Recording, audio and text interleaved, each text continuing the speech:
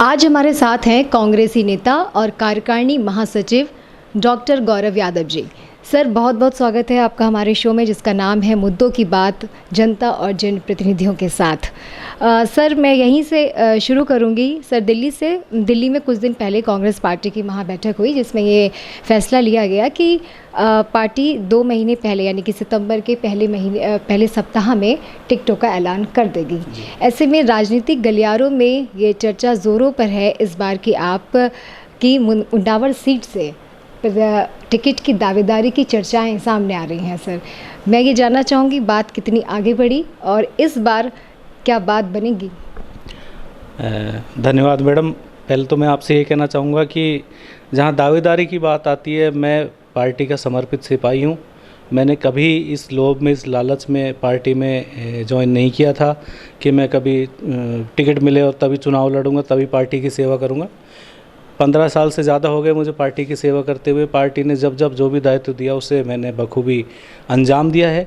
और रही बात दावेदारी की, तो जनता की सेवा कर रहे हैं। पार्टी को जब भी उचित लगेगा, पहले भी पार्टी को उचित लगा था तो बहुत सारे बड़े दावेदारों के बीच में भी मुझे जिला परिषद में मौका दिया था। आगे भी पार्टी जब भी चाहेगी, तब पार्टी मुझे अगर आदेश देगी तो मैं ज़रूर चुनाव लड़ूंगा। नहीं तो जैसे पार्टी की सेवा करता हूँ, लोगों की सेवा करता हूँ, वैसे ही करता रहूँगा। सर, गहलोत सरकार के अब तक के 4.5 साल के कार्यकाल को आप किस तरीके से देखते हैं और आपकी नज़र में अभी चुनाव से पहले प्रदेश में कांग्रेस की स्थिति क्या है? गहलोत साहब ने ये जो योजना है, इसमें जो काम किया है, मैं कह रहा हूँ, न भूतो न भविष्यति, न पहले कभी ऐसा हुआ, न शायद आगे कोई कर पाएगा। हर वर्ग को, हर पिछड़े को, गरीब को, बेरोज़गार को, युवाओं को, मैं कहूँगा जन्म से लेकर व्यक्ति की मृत्यु तक प्रत्येक चरण में जो उसको सहायता हो सकती है, वो देने का काम गहलोत सरकार ने किया है। आज अगर चुनाव की बात करें और अगर गहलोत साहब के नाम पे, सिर्फ सरकार की योजनाओं के नाम पे, पिछले बीजेपी काल की योजनाएं देख लें और इस बार की योजनाएं देख लें, तो मैं कहूँगा किसी भी सीट पर भारतीय जनता पार्टी की जमानत नहीं बचेगी। इतने काम गहलोत सरकार कर चुकी है और प्रत्येक कार्यकर्ता आज पूरे उत्साह से इस बात को लेकर आगे चल रहा है कि अगर गहलोत सरकार की योजनाओं की सिर्फ बात करें तो बीजेपी वालों के पास देने के लिए कोई जवाब नहीं बचा है। सर, जिस तरीके से आपकी अभी मैंने पहले भी कहा कि चर्चाएं चल रही हैं मुंडावर सीट से आपकी टिकट की दावेदारी की, अगर पार्टी आपको टिकट देती है तो आप किस तरह से वहाँ के उस क्षेत्र में जो कमियाँ हैं उसका विकास करना चाहेंगे? देखिए, मुंडावर में मैं ये कहूँगा कि जो तहसील कभी ज़िले का सिरमौर हुआ करती थी, आज भारतीय जनता पार्टी के लगातार 2 बार से वहाँ विधायक हैं और इतना बुरा हाल है, चाहे सड़कों की बात हो, चाहे पानी की बात हो, चाहे और विकास की बात हो, मुद्दों की बात से भटका के और वहाँ सिर्फ जातिगत समीकरणों के आधार पर चुनाव साधने की कोशिश की जाती है। जनता पर अब जागरूक हो चुकी है, धीरे धीरे समय बदल रहा है, नौजवान भी अपनी सोच बदल रहा है। जाति, धर्म, ये कोई मुद्दे नहीं रह गए। आजकल काम की बात होनी चाहिए, विकास की बात होनी चाहिए। निश्चित तौर पे अगर पार्टी ने मौका दिया और जनता ने सराहा, तो मैं विकास की बात ये करूँगा कि मुंडावर में सड़कों का हाल बहुत बुरा हो चुका है। पानी के लिए नहर की मांग को लेकर पिछले दिनों बहुत प्रदर्शन हुए। हमारे कुछ साथियों ने लंबी यात्राएं भी की, पूरे क्षेत्र में घूमे भी, हम भी उनसे जुड़े रहे। पानी एक बहुत बड़ी समस्या आज के समय में मुंडावर में है। हर दूसरे तीसरे साल में जब किसान अपनी पैदावार से 2-3 लाख रुपए लगा के दोबारा से पानी की बोरिंग करवाता है, 2 साल बाद फिर वो फेल हो जाती है। तो मैं कहूँगा पानी को लेकर तो आज एक भी रुपया कमाने की स्थिति में किसान नहीं है, ना ही केंद्र सरकार ERCP पे कोई बात कर रही है। धन्यवाद देना चाहूँगा गहलोत साहब का कि उन्होंने इसके DPR के लिए पैसा स्वीकृत किया और धीरे धीरे ये 13 ज़िले जो पूरे राजस्थान के हैं, इसके लिए जो पानी की योजना बनाकर शायद राजस्थान सरकार ही शीघ्र लेकर आए और जिससे किसानों का भला हो। तो बात विकास की करेंगे, बात आगे बढ़ने की करेंगे। गहलोत सरकार ने जिस तरीके से अभी चुनाव से पहले ये 10 जन कल्याणकारी योजनाएं चलाई हैं, आपको लगता है कि आने वाले इलेक्शंस में जनता इनको वोट में तब्दील करेगी? देखिए, गहलोत साहब ने तो बिना मांगे जो दे दिया ना, वो मैं ये कहूँगा वही इंसान समझ सकता है जो उस गरीब के और पिछड़े के दर्द को झेल चुका हो या उसकी भावनाओं को अपने अंदर तक समझता हो। ये जो 100 यूनिट बिजली, पहले 50 यूनिट थी, फिर 100 यूनिट कर दी, पेंशन को बढ़ा के 1000 से 1500 कर दिया, अन्नपूर्णा के पैकेट दिए जा रहे हैं, घरेलू जो कनेक्शन था उसमें भी 750 रुपये की सब्सिडी सभी को मिल रही है। किसानों को 2000 यूनिट फ्री हो रही है और विकलांग पेंशन मिल रही है। विकलांगों को हर साल 5000 विकलांगों को स्कूटी वितरित की जा रही है। ऐसी बहुत सारी योजनाएं हैं जिनको लेके गहलोत साहब ने एक ऐतिहासिक कदम आगे बढ़ाया है। और जनता ने, मैं कहूँगा, आप आम आदमी के पास जाइए, आप उसके पास 2 मिनट बैठिए, जो गरीब है, जो ठेली चलाता है, रिक्शा चलाता है, जो किसान है, वो सबसे पहले यही कहेगा कि मुझे ऐसा कोई घर नहीं मिला आज तक जिसने ये नहीं कहा हो कि मुझे गहलोत साहब की किसी योजना का लाभ नहीं है। इवन आप और हम भी हैं, चाहे हम मध्यम वर्ग से आते हों, चाहे बहुत हाई क्लास की तो नहीं कहूँगा, पर उच्च हायर मिडिल क्लास के लोग भी हैं, उनको भी कहीं ना कहीं, चाहे छात्रवृत्ति के माध्यम से, चाहे कॉलेज में, मैं कहूँगा आरटी को बढ़ा के 12वीं तक कर दिया। पहले समस्या आती थी कि बच्चा आरटी में 8वीं तक पढ़ता था, फिर गरीब का बच्चा है कहाँ जाएगा, तो गहलोत साहब ने दर्द को समझा, आरटी निःशुल्क जो शिक्षा होती है उसको 12वीं तक करा। अनुप्रति योजना चलाई, कोचिंग अगर बच्चा करना चाहता है तो उसको कोचिंग में फ्री कराएंगे। डीबीटी वाउचर करवाएं कि गरीब का बच्चा, किसान का बच्चा जब शहर आता है, किराए के लिए मकान लेके रहता है, तो उसको उसके लिए भी 2,500-3 हज़ार रुपये हर महीने मिल रहे हैं। बहुत सारी ऐसी योजनाएं कि अगर गिनाने लगेंगे तो शायद 2 दिन भी कम पड़ जाएं। गहलोत साहब ने ऐतिहासिक काम किया है, इसके लिए हम सब आश्वस्त करते हैं कि उनकी योजनाओं के नाम पर दोबारा सरकार निश्चित रूप से आएगी। सर, लेकिन बीजेपी लगातार कांग्रेस सरकार पर हमलावर है इन योजनाओं को लेके। अभी हाल में ही बीजेपी नेता राज्यवर्धन सिंह राठौड़ ने कहा कि राजस्थान की जनता को जो गहलोत जी दे रहे हैं वो ले लेना चाहिए, क्योंकि देना तो अब शुरू किया है, अभी तक तो केवल 4.5 साल तक लूटा था।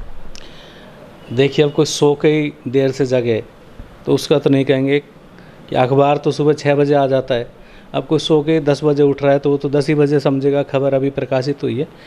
गहलोत साहब ने हर बजट में ये जो टेन्योर है, इसमें हर बजट में ऐतिहासिक काम किए। पहले, दूसरे, तीसरे, चौथे बजट जो आए सब में उन्होंने इतनी योजनाएं दी हैं। अब आप देखिए कि अगर कहीं भारतीय जनता पार्टी पूरे प्रदेश में प्रदर्शन के नाम पे सक्रिय होती है तो वह आप देख लेना हमेशा अंतिम वर्ष में होती है, क्योंकि इनके अंदर जो परंपराएं रही है ना, वो हमेशा राज की रही है। इन्होंने आराम से निकल के बाहर देखा नहीं। अब ये अंतिम वर्ष जब चुनाव का है, जब कूद कूद के मैदान में आ रहे हैं और जब अपने कपड़े फाड़ फाड़ के चिल्ला रहे हैं कि अरे ये क्या कर दिया। अरे गरीब को अगर कोई फ़ायदा मिलता है, उसको मुफ्त की रेवड़ी कहते हैं। ये रेवड़ी उस गरीब के पेट में भी जा रही है जिसका कोई सुनने वाला नहीं है, जिसका कोई दर्द समझने वाला नहीं है। तो मैं कहूँगा अगर किसी को एक रोटी का 10 रुपये का भी फ़ायदा मिल रहा है तो ये तो अच्छा काम है, इसकी तो सराहना होनी चाहिए। अब राज्यवर्धन राठौड़ साहब कुछ कहें या कोई उनका केंद्रीय नेता आके कहे, उसको कह नहीं सकते। इन्होंने तो किसान जब बेचारा इतने 6-6 महीने तक वह रोड पे बैठा रहा, तब इनके, मैं कहूँगा प्रधानमंत्री तो छोड़िए, इनका कृषि मंत्री तोमर तक अपने राजमहल से निकल के उससे मिलने नहीं गया। किसानों के दर्द को, गरीब के दर्द को कभी भारतीय जनता पार्टी ने समझा नहीं। ये हमेशा उद्योगपतियों की सरकार रही है। तो इसलिए अब कोई कहता है तो कहे, पर गहलोत साहब ने वाकई में ऐतिहासिक काम किया है।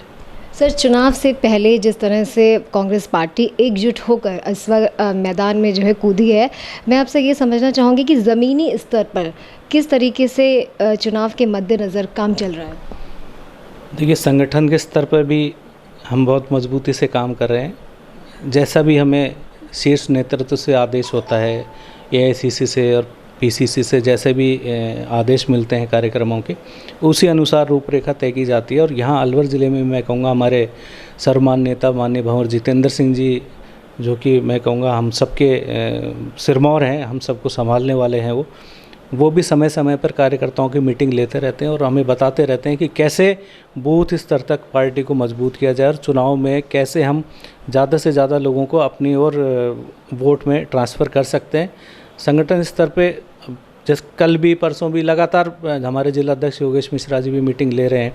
बूथों में, मंडलों में कैसे पार्टी के लोगों का इन्वॉल्वमेंट बढ़ाया जाए और चुनाव के समय उन्हें क्या जिम्मेदारियां मिलनी चाहिए, इसको लेकर बहुत गंभीरता से हम लगे हुए हैं। इसके सकारात्मक परिणाम चुनाव में ज़रूर देखने को मिलेंगे। बीजेपी एक सवाल और बहुत ज़्यादा उठा रही है, मुद्दा कहा जाए भ्रष्टाचार का, कि गहलोत सरकार ने विकास के नाम पर राजस्थान के अगर जनता को कुछ दिया है तो वो दिया है सिर्फ और सिर्फ भ्रष्टाचार। भ्रष्टाचार के बारे में तो मैं ये कहना चाहूँगा कि ये भारतीय जनता पार्टी के समय से जो इन्होंने गंदी आदतें लगाई थी कि वसूली करके लाओ और हमारी जेबें भरो। गहलोत साहब ने तो उल्टा उस पर अंकुश लगाया। दिनेश एमएन जैसे बहुत ईमानदार और नेक आदमी को इन्होंने इस भ्रष्टाचार विरोधी जो हमारी पुलिस की विंग है उसमें लगाया और अभूतपूर्व इतने ट्रैप हुए हैं। आप, मैं कहूँगा शायद पिछले 2 साल में आप देखोगे कि दूसरे तीसरे दिन ज़रूर कोई ना कोई ट्रैप हुआ है, चाहे वो 500 रुपये की रिश्वत ले और चाहे वो 5 लाख की। किसी दोषी को बख्शा नहीं जाएगा। गहलोत साहब के कार्यकाल में ही खुल के एसीबी में इतनी शिकायतों के पुलिंदे आने लगे, नहीं तो पहले तो ये लोग सुनते भी नहीं थे। पहले तो ये हाल था कि ऊपर से भाजपा सरकार के निर्देश होते थे, कोई खा रहा है तो उसको खा लेने दो, एसीबी में कोई जांच नहीं होती थी।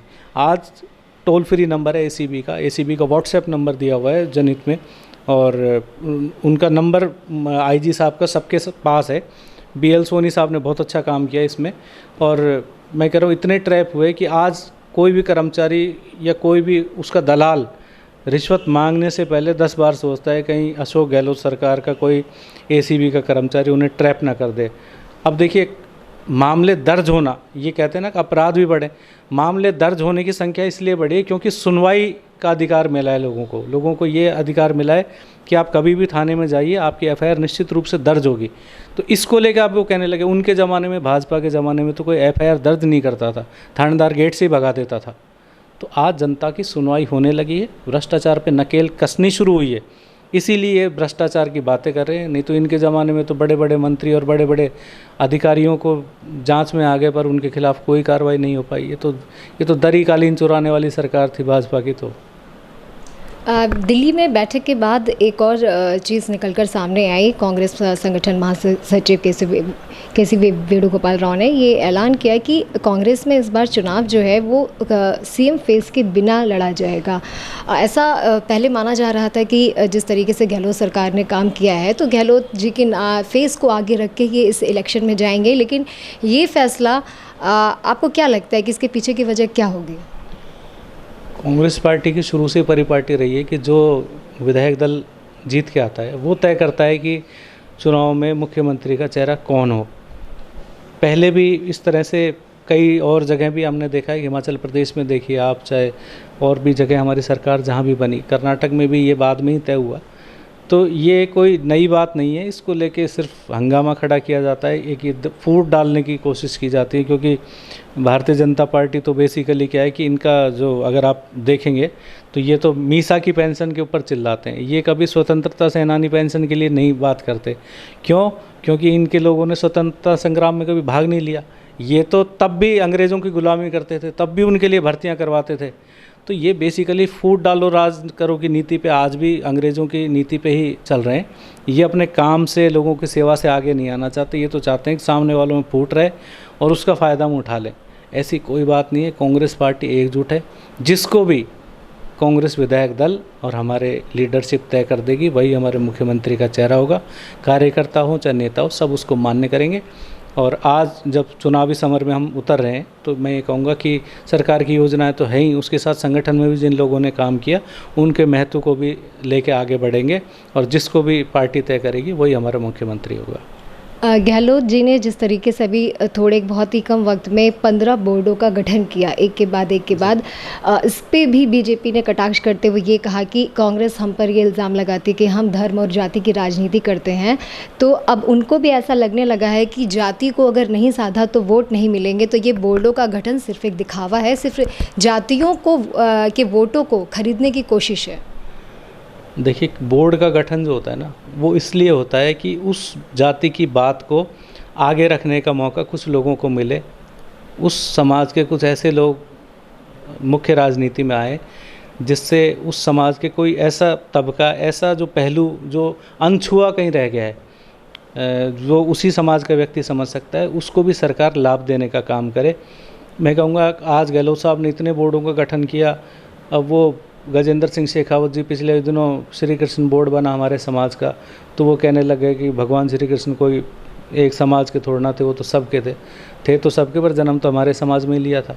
हमेशा बांटने का काम किया। अभी पिछले कल परसों अशोक गहलोत साहब के कोई आपत्तिजनक उन्होंने फ़ोटो लगा दी कि बगल में सब्जी की दुकान। इस तरह से एक समाज को नीचा दिखाने का काम हमेशा ये भारतीय जनता पार्टी करती है।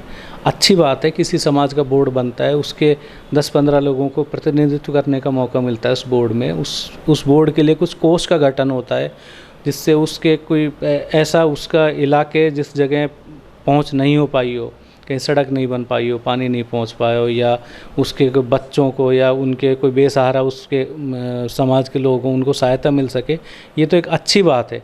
मैं कहूँगा जहाँ जहाँ सहायता मिलने की बात आती है ना किसी को, वहीं वहीं बीजेपी के पेट में दर्द होने लग जाता है।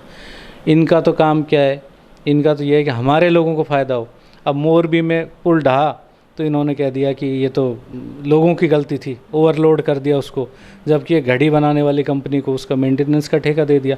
कलकत्ता में पुल गिरता है तो वहाँ की मुख्यमंत्री की गलती हो जाती है। तो ये तो हमेशा अपनी तरफ से अपनी रोटी सेकने का काम करते हैं। इनकी तरफ से कोई भूखा रहे प्यासा रहे, इन्हें कोई परवाह नहीं है।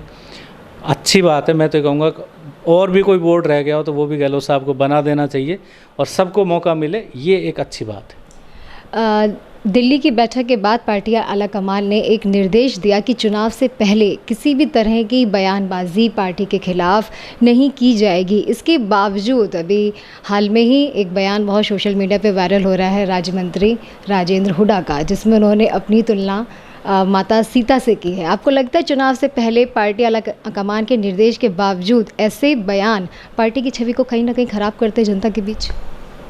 देखिए, हुड्डा साहब बहुत जनाधार के नेता हैं, बहुत समझदार नेता हैं। अब उनकी कैसी कहते हैं ना कि जब जनता के सामने जाते हैं, जब वो अपने लोगों के बीच में होते हैं तो कोई लय में बात निकल गई। मैं ज़्यादा उसमें गहराई से तो नहीं जानता। हाँ, पर यह बात ज़रूरी है कि ऐसे समय में जब चुनाव हो तब इस तरह की बयानबाजी से सबको बचना चाहिए। ऐसी कोई बात जो धार्मिक उन्माद लाने का काम करे या किसी की जातिगत भावनाओं को या किसी वर्ग की भावनाओं को आहत करे, ऐसा मौका मैं निजी रूप से नहीं देना चाहिए। मैं एक छोटा कार्यकर्ता हूं, मैं इस बारे में नहीं कहूँगा क्योंकि वो राज्य मंत्री है, पर फिर भी हम सभी को सोच समझकर बयान देने चाहिए। अलवर ज़िले की अगर मैं बात करूं सर, तो यहाँ अलवर ज़िले में कांग्रेस पार्टी अपने संगठन स्तर पर जातीय समीकरणों को साधने की किस तरीके से कोशिश कर रही है? देखिए, ये तो आजकल चुनाव में विकास और प्रोग्रेस की बातें जो हैं वो कहीं ना कहीं चुनाव के समय आके एक तरह से कहेंगे कि गौण हो जाती हैं, क्योंकि जाति का एक बहुत बड़ा आधार बन जाता है। सभी दल इसको करते हैं, इसमें कोई कांग्रेस पार्टी या कोई और दल अलग नहीं करता।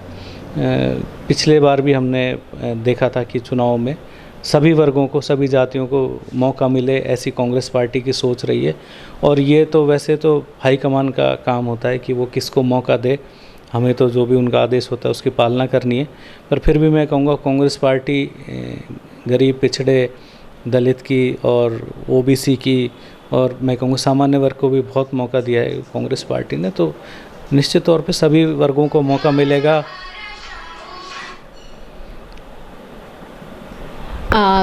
इस वक्त हमारे अलवर शहर में अंतर्राष्ट्रीय शिव कथावाचक पंडित प्रदीप मिश्रा जी यहाँ पर आए हुए हैं। बड़े सौभाग्य की बात है कि सावन के पावन महीने में उनका यहाँ पर आना हुआ है। मैं चाहूँगी कि आप उनके इस आगमन को, इस संयोग पर कुछ कहें। प्रदीप मिश्रा जी शिव पुराण कथा बहुत अच्छी सुनाते हैं। मैं तो मेरा पूरा परिवार उन्हें सुनता है। और धर्म की बात है, देखो धर्म से बढ़कर धर्मे रक्षते रक्षते रक्षति, धर्म की अगर आप रक्षा करोगे तो धर्म भी आपकी रक्षा करेगा। हम सभी अपने जिस धर्म में हमने जन्म लिया है उसको हमें मानना चाहिए। हमें जो परिवार ने संस्कार दिए उनका पालन करना चाहिए। धर्म ये कहता है कि सभी को साथ लेकर चलो। सभी जीव आत्मा जो है उसमें प्रभु का वास होता है, तो सभी की हमें सहायता करनी चाहिए, उनका साथ रखना चाहिए। ये धर्म के नाम पे और जाति के नाम पे जो देश को बांटने की कोशिश है उसे ख़त्म करना चाहिए। और प्रदीप मिश्रा जी सावन के मौके पर आए, मैं तो कहूँगा कि बहुत अलवर के लिए सौभाग्य की बात है कि ऐसे महान कथावाचक अलवर में पधारे।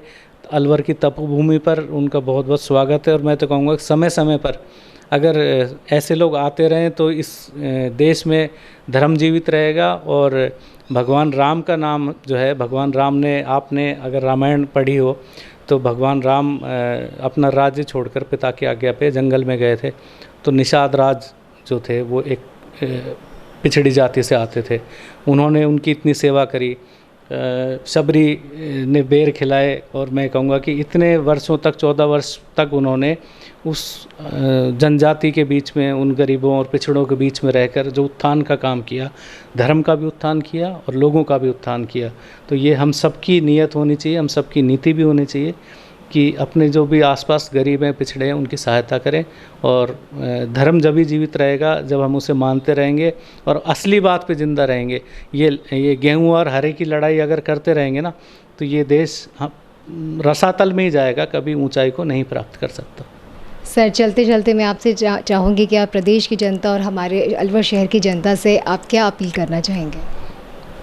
देखिए, आने वाला जो समय है वो चुनाव का है। जिसने काम किया है उसको उसकी मेहनत का फल मिलना चाहिए। ये एक कहावत है कि जब मज़दूर की मज़दूरी उसको उसका पसीना सूखने से पहले मिल जानी चाहिए। अशोक गहलोत साहब ने जो जनता के लिए काम किए, मैं कहूँगा कोई भी ऐसा घर हो जिसमें उन्हें लाभ नहीं मिला हो, तो वो आके बता दे कि भाई मेरे घर में 1 रुपए की कहीं से भी किसी प्रकार की अशोक गहलोत सरकार की सहायता नहीं आ रही। अगर उन्होंने सहायता की है और हमने बिना मांगे ही हमको इतना उन्होंने दे दिया है, तो मैं कहूँगा एक बार और मौका उन्हें देना चाहिए। क्योंकि अगर अब की बार भी अशोक गहलोत साहब को मौका नहीं दिया ना, तो कहीं ना कहीं सबके मन में ये जाता है कि भाई काम के लिए कभी वोट नहीं मिलता, फिर कौन जनता की सहायता के लिए, कौन सेवा के लिए आगे बढ़ेगा। तो निश्चित रूप से इस बार कांग्रेस सरकार को पुनः मौका दें। आपसी जो अपना तारतम्य है जनता वो बनाए रखे। धर्म जाति के नाम पर कोई लड़ाई नहीं हो, कोई दंगे नहीं हो। इस देश को हरे गेरवे में मत बांटो, मेरे घर पे एक तिरंगा रहने दो। जय हिंद। तो ये थे हमारे साथ डॉक्टर गौरव यादव जी, जिनका कहना है कि गहलोत सरकार ने जिस तरीके से काम किया है वो 25 साल पुराना जो ट्रेंड 5 साल भाजपा 5 साल कांग्रेस, ये ज़रूर तोड़ेगा और कांग्रेस सरकार राजस्थान में फिर से रिपीट होगी। मेरे सहयोगी सचिन के साथ मैं साची गुप्ता, ATL न्यूज़।